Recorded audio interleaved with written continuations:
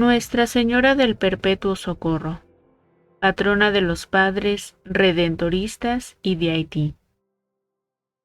El icono original está en el altar mayor de la iglesia de San Alfonso, muy cerca de la Basílica de Santa María la Mayor en Roma. El icono de la Virgen, pintado sobre madera, de 21 por 17 pulgadas, muestra a la Madre con el Niño Jesús. El niño observa 2 ángeles que le muestran los instrumentos de su futura pasión. Se agarra fuerte con las 2 manos de su Madre Santísima, quien lo sostiene en sus brazos. El cuadro nos recuerda la maternidad divina de la Virgen y su cuidado por Jesús desde su concepción hasta su muerte. Hoy la Virgen cuida de todos sus hijos que a ella acuden con plena confianza. Historia. En el siglo XV, un comerciante acaudalado de la iglesia de Creta, en el mar Mediterráneo, tenía la bella pintura de Nuestra Señora del Perpetuo Socorro. Era un hombre muy piadoso y devoto de la Virgen María. ¿Cómo habrá llegado a sus manos dicha pintura? No se sabe.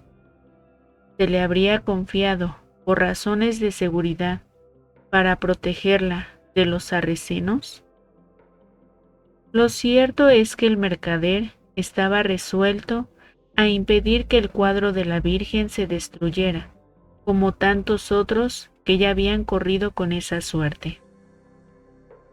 Por protección, el mercader decidió llevar la pintura a Italia.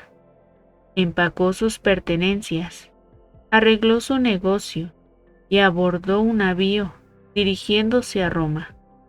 En ruta se desató una violenta tormenta y todos a bordo esperaban lo peor. El comerciante tomó el cuadro de Nuestra Señora, lo sostuvo en lo alto y pidió socorro. La Santísima Virgen respondió a su oración con un milagro. El mar se calmó y la embarcación llegó a salvo al puerto de Roma. Cae la pintura en manos de una familia. Tenía el mercader un amigo muy querido en la ciudad de Roma, así que decidió pasar un rato con él antes de seguir adelante. Con gran alegría le mostró el cuadro y le dijo que algún día el mundo entero le rendiría homenaje a Nuestra Señora del Perpetuo Socorro.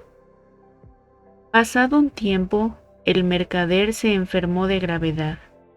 Al sentir que sus días estaban contados, llamó a su amigo a su lecho y le rogó que le prometiera que, después de su muerte, colocaría la pintura de la Virgen en una iglesia digna o ilustre para que fuera venerada públicamente. El amigo accedió a la promesa, pero no la llegó a cumplir por complacer a su esposa, que se había encariñado con la imagen.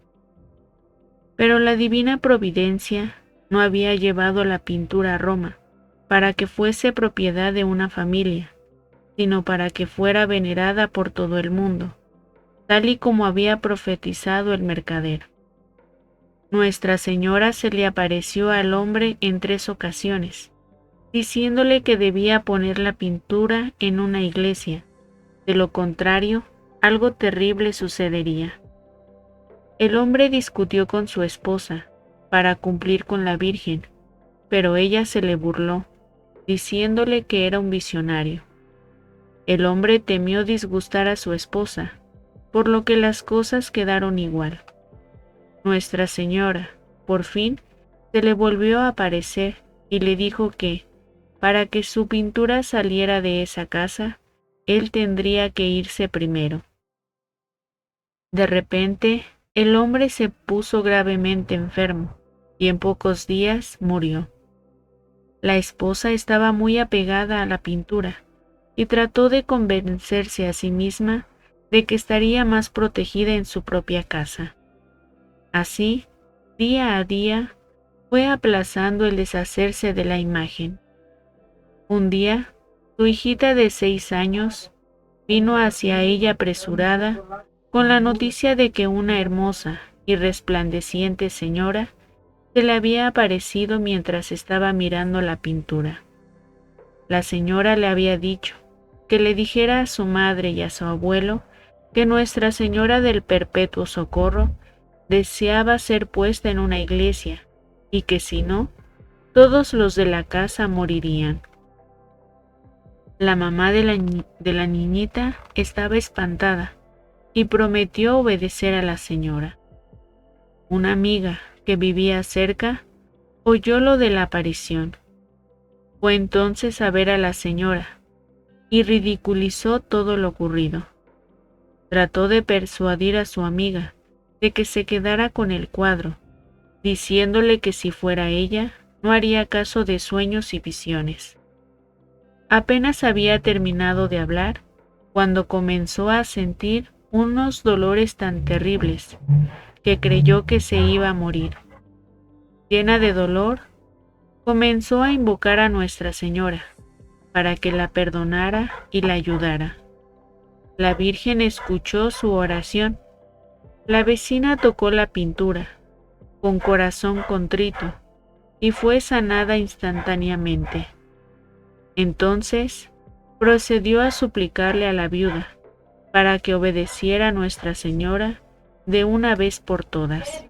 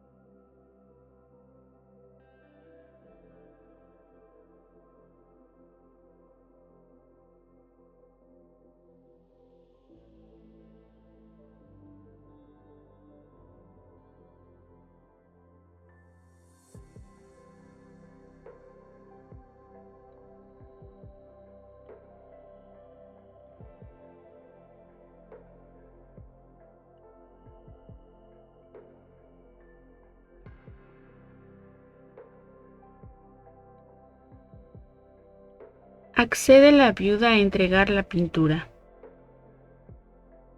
Se encontraba la viuda preguntándose en qué iglesia debería poner la pintura, cuando el cielo mismo le respondió. Volvió a aparecérsele la Virgen a la niña y le dijo que le dijera a su madre que quería que la pintura fuera colocada en la iglesia que queda entre la Basílica de Santa María la Mayor y la de San Juan de Letrán. Esa iglesia era la de San Mateo, el apóstol. La señora se apresuró a entrevistarse con el superior de los agustinos, quienes eran los encargados de la iglesia. Ella le informó acerca de todas las circunstancias relacionadas con el cuadro. La pintura fue llevada a la iglesia en procesión solemne el 27 de marzo de 1499. En el camino de la residencia de la viuda hacia la iglesia, un hombre tocó la pintura y le fue devuelto el uso de un brazo que tenía paralizado. Colgaron la pintura sobre el altar mayor de la iglesia, en donde permaneció casi 300 años.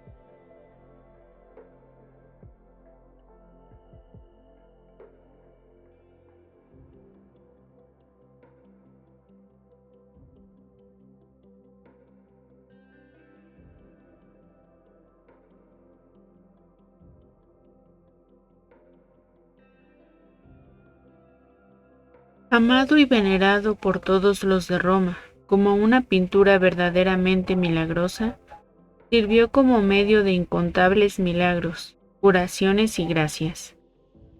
En 1798, Napoleón y su ejército francés tomaron la ciudad de Roma. Sus atropellos fueron incontables y su soberbia satánica. Exilió al Papa Pío VII y con el pretexto de fortalecer las defensas de Roma, destruyó 30 iglesias, entre ellas la de San Mateo, la cual quedó completamente arrasada. Junto con la iglesia se perdieron muchas reliquias y estatuas venerables. Uno de los padres agustinos, justo a tiempo, había logrado llevarse secretamente el cuadro. Cuando el Papa, que había sido prisionero de Napoleón, regresó a Roma, le dio a los agustinos el monasterio de San Eusebio y después la casa y la iglesia de Santa María en Posterula. Una pintura famosa de Nuestra Señora de la Gracia estaba ya colocada en dicha iglesia, por lo que la pintura milagrosa de Nuestra Señora del Perpetuo Socorro fue puesta en la capilla privada de los padres agustinos en Posterula. Allí permaneció 64 años, casi olvidada. Hallazgo de un sacerdote redentorista.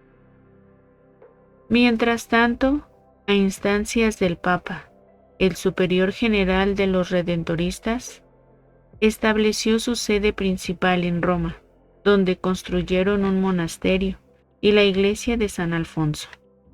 Uno de los padres, el historiador de la casa, realizó un estudio acerca del sector de Roma en que vivían.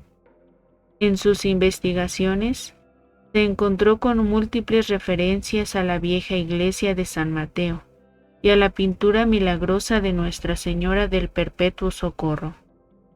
Un día decidió contarle a sus hermanos sacerdotes sobre sus investigaciones.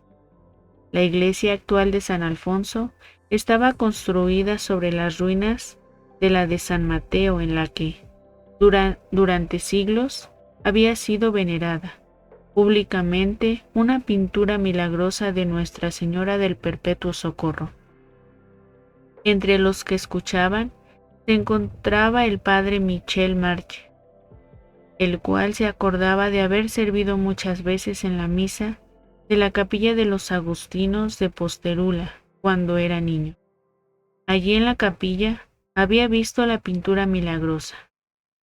Un viejo hermano lego que había vivido en San Mateo y a quien había visitado a menudo, le había contado muchas veces relatos acerca de los milagros de Nuestra Señora, y solía añadir: «Ten presente, Michel, que Nuestra Señora de San Mateo es la de la capilla privada, no lo olvides».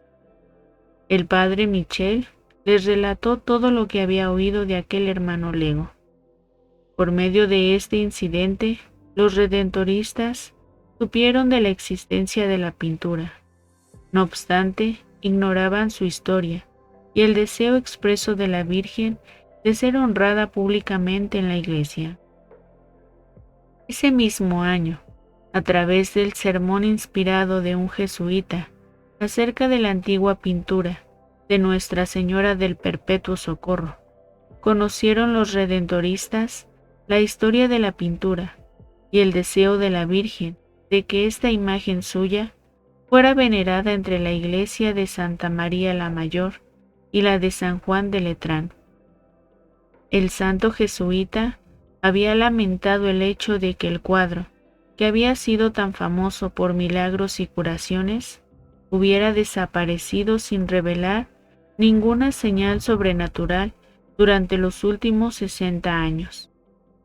A él le pareció que se debía a que ya no estaba expuesto públicamente para ser venerado por los fieles. Les imploró a sus oyentes que, si alguno sabía dónde se hallaba la pintura, le informaran al dueño lo que deseaba la Virgen. Los padres redentoristas soñaban con ver que el milagroso cuadro fuera nuevamente expuesto a la veneración pública y que, de ser posible, sucediera en su propia iglesia de San Alfonso. Así que instaron a su superior general para que tratara de conseguir el famoso cuadro para su iglesia. Después de un tiempo de reflexión, decidió solicitarle la pintura al Santo Padre, el Papa Pío IX. Le narró la historia de la milagrosa imagen y sometió su petición. El Santo Padre escuchó con atención. Él amaba dulcemente a la Santísima Virgen y le alegraba que fuera honrada.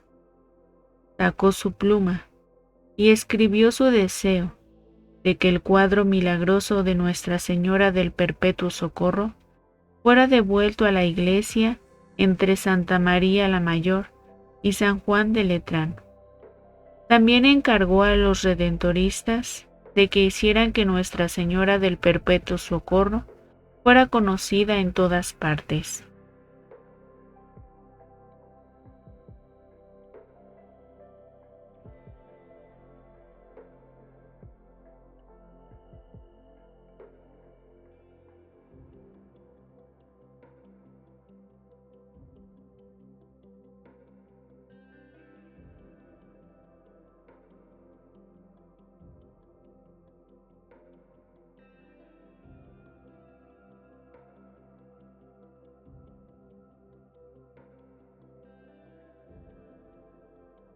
Aparece y se venera por fin el cuadro de Nuestra Señora.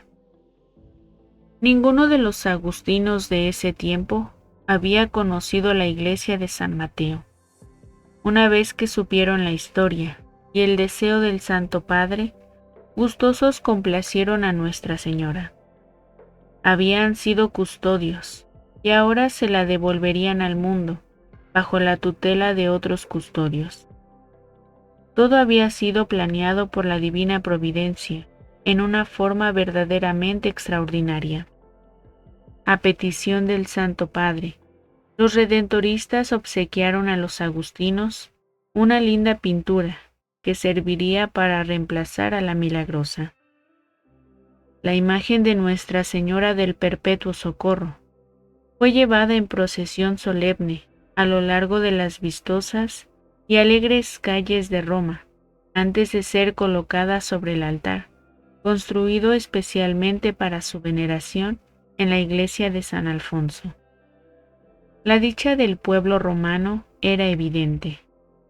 El entusiasmo de las 20,000 personas que se agolparon en las calles, llenas de flores para la procesión, dio testimonio de la profunda devoción hacia la Madre de Dios.